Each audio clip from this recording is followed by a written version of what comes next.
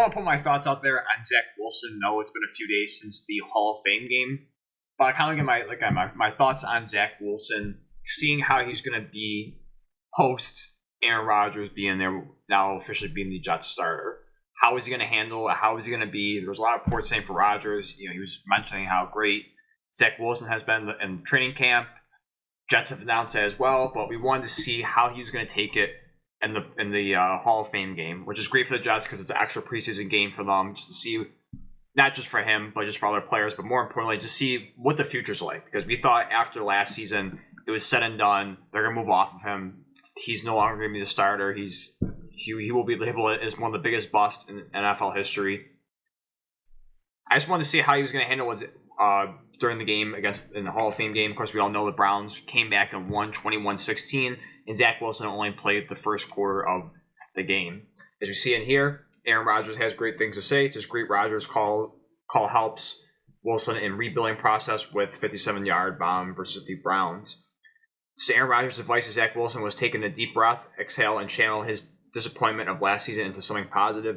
The New York Jets' third-year quarterback appears to be handling Rodgers' wisdom. With Rodgers taking the night off, Wilson started the Jets, played entirely and delivered one of the highlights plays in their 21-16 loss to the Cleveland Browns in the Pro Football Hall of Fame game on Thursday night at Tom Benson Stadium. Wilson threw a 57-yard bomb to wide receiver Malik Taylor, one of the best moments that he's had in a long time on the football field. In a previous game action last December 22nd against the Jacksonville Jaguars, Wilson was booed off the home field.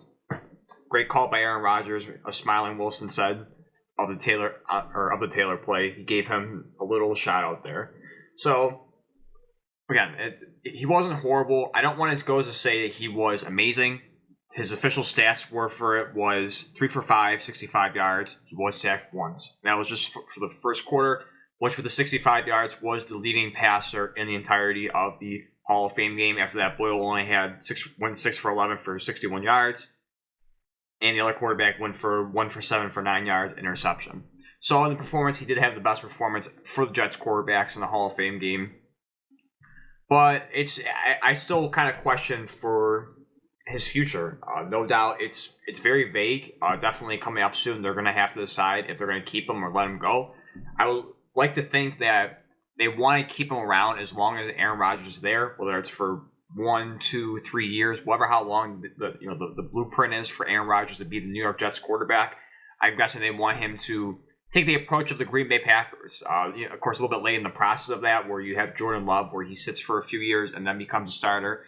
I'm sure for the Jets, they're hoping where he can sit for a year or two, however how long the Aaron Rodgers era is in New York. They want him to learn as much as possible and hopefully have a redemption, type of his career, similar to Geno Smith, where last year he really balled out and he got a big contract, and now we'll see how he is the full-time starter. I'm sure they're expecting the same way as well for Zach Wilson, from the bounce back for sitting a few years and becoming the starter they hoped he would have been, being taken second overall in 2021.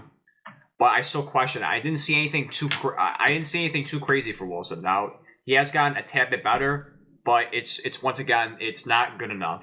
He didn't take a step back, but it's more so he just didn't take enough of a step forward to really show people that he's really changed. He's really taken a great step forward and to living up to what the second overall pick was for him.